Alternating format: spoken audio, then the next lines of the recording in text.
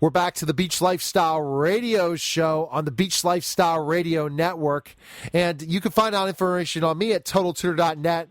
And you can find information on GJ Reynolds at simplyg.com and so many other avenues as well. And I want to welcome the program, the founder of Beach Lifestyle, co-host GJ Reynolds. GJ, how are you? I'm doing fantastic, Neil. Another great day, another great show, and I'm blessed. Well, and this is going to be absolutely, we're both blessed to know each other, and I'm telling you, what I've learned from you is amazing. But when I'm going to have to set a challenge for myself after we have heard so much about the Dale Brown Challenge and how you got involved in this. And I remember Dale talking on stage in Orlando about it, and it was interesting and about what happened. But I thought, let's talk about the whole story of this, because you've transformed your health, your body, to a point where at one point you were just basically just working, which you still do, but yet exercise wasn't the big thing, was it, GJ? It was or wasn't? Was not, before Dale. Well, no, it definitely wasn't. And ironically, I played competitive basketball, and being a former military sergeant, you'd think it was a regular routine for me. And it became a situation where I just got, basically fat and lazy. And it just happened over time. It wasn't something like one day I woke up and, here I am. It was definitely a process. So I definitely was out of shape. And then, Dale had challenged Ryan Blair to a 365-day workout challenge, and Ryan challenged me, and it ends up being the catalyst to the Body by Body 90-day challenge. And, I did it for 120 straight days and fell asleep one night in a hotel room and never worked out, and I was defeated. So I was defeated for, about 2 years. I just never enjoyed working out. And I was at a point where I was excuse-driven. So Dale definitely had some major impact on challenging me. Absolutely, G. And I think it's a situation where when we know we are at our weakest, we sometimes are able to get stronger. And we see from what happened with you and knowing your body was at a certain point and telling us the story the first time you and Dale connected again and you saw his workout regimen, you said yourself, I could do this. And yet tell us the story that Dale talked about. And I know Dale will talk about it when he comes on the show with us as well, about the first time you worked out with Dale Brown. Well, I forget the exact date, the exact timeline, but it was, in September, Lita and I went down to see Coach and also go to the LSU football game. And so in the morning, he had a speech, and so he said, hey, how about you take me down there? And what I really realized is he was asking me to be his chauffeur. So we drive him down to New Orleans from Baton Rouge.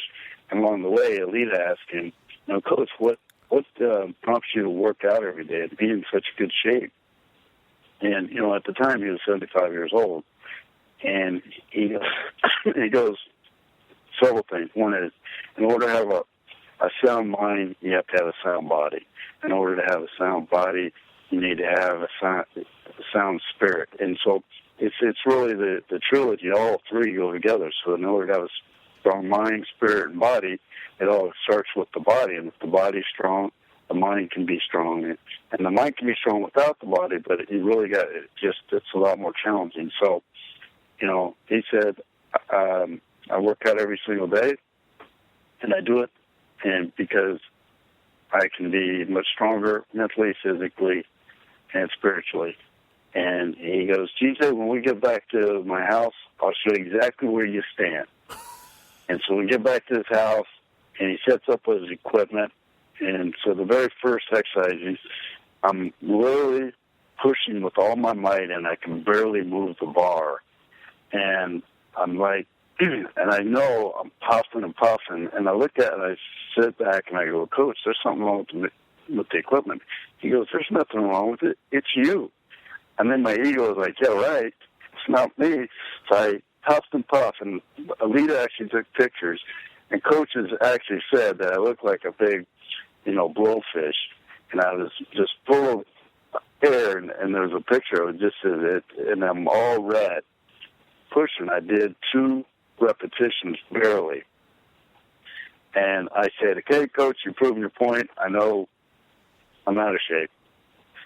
And he said, no, we're not done. We have 5 more exercises. So we did 6 different exercises, upper body, lower body, and the most I could do was 6 repetitions. And then coach proceeded to sit down, does 2 sets of every exercise, and he does 20 repetitions. I'm like, and he did it like it was piece of cake. I go, oh my goodness. So I go, okay, you prove your point. You're in much better shape than me. And I said, I will be in the gym on Monday. That was Saturday. Sunday we travel. Monday I'm in the gym. And so I worked out. On Tuesday he calls me and said, hey, did you work out yesterday? I go, yes. He goes, good job. And then he goes, have you worked out today? I said, no. He said, well, are you going to work out? I said, no. You said you were going to work out every single day. I said, no, coach. I said, I was going to get in the gym, start working out regularly. You said every day, which I never said. Of course, he's pushing me. And what I didn't know at the time is that Alita had said, coach, he's not going to go to the gym. But if you tell him he needs to go to the gym, he will. So they were conspiring behind my back to get me to go. And here's the other thing.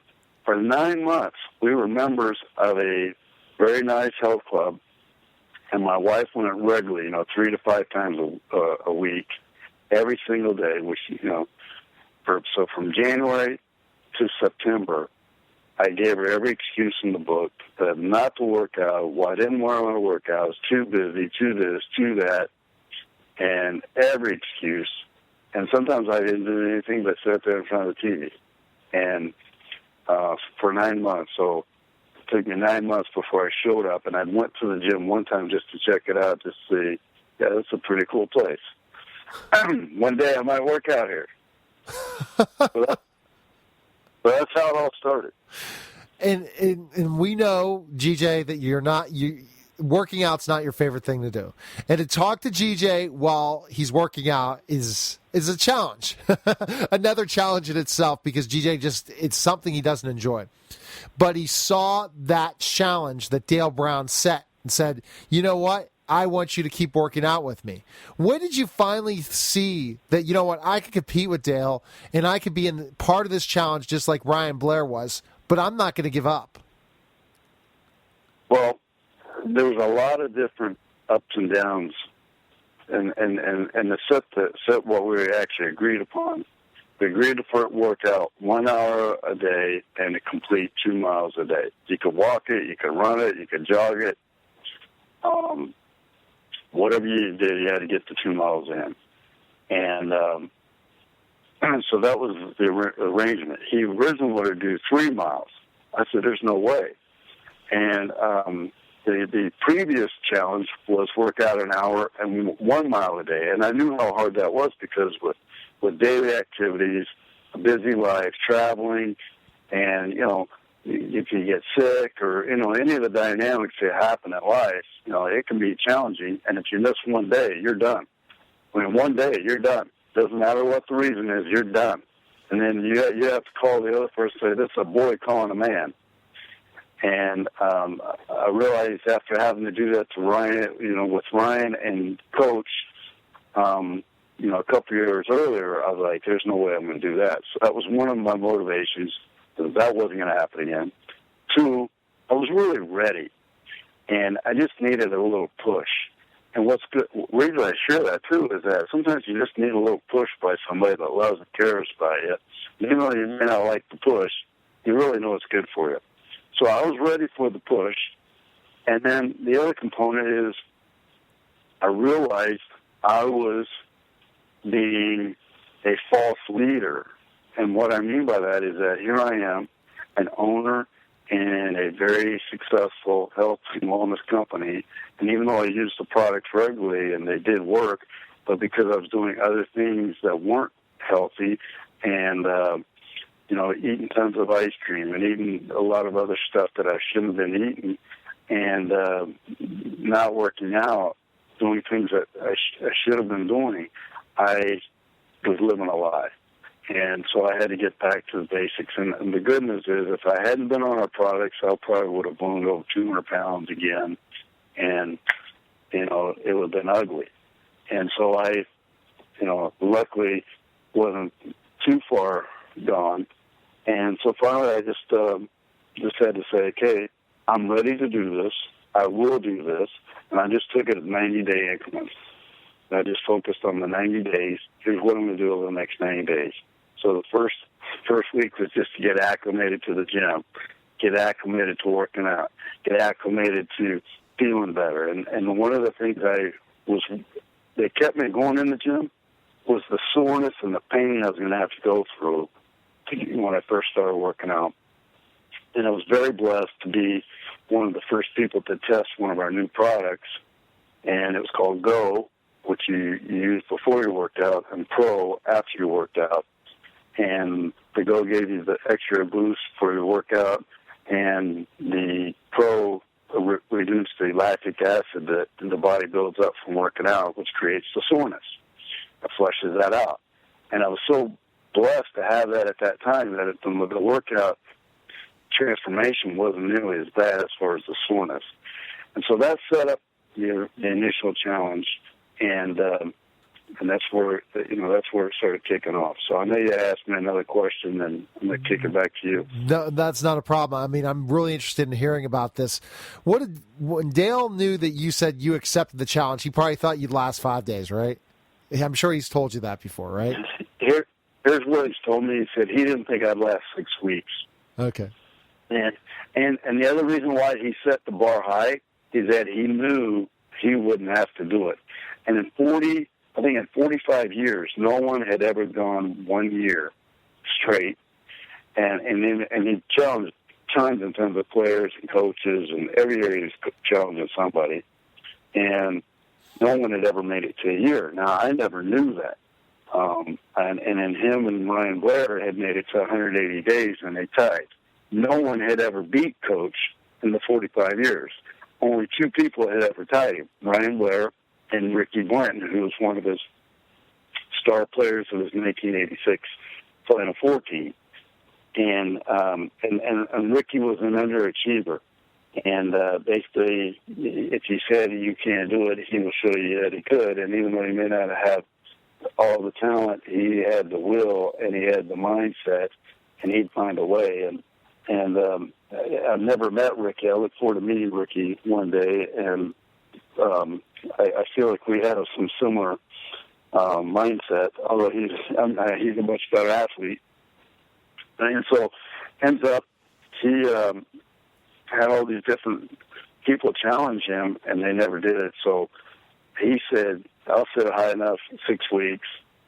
And then, that was what he thought. Well, we got into 6 weeks, and then he's like, well, I doubt if he'll go 2 more months. And so he kept saying it. But what I saw along the way, his coach kept getting harder and harder in his diet, in the words they used with me and the motivations. And sometimes they were like, he was actually taunting me. and so he actually was pulling out all the stops that actually worked for me versus working against me. And he definitely underestimated my will and my determination. Although he thought I had it, he wasn't quite sure did I really have it. And so he was definitely a coach along the way.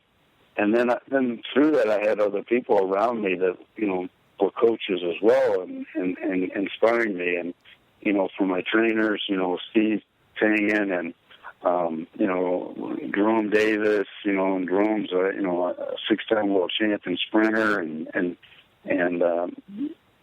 Steve has trained numerous pro athletes and Heisman Trophy winners, and he had a pretty good track record in training people. And then I had other friends and family members that were actually cheering me on as well.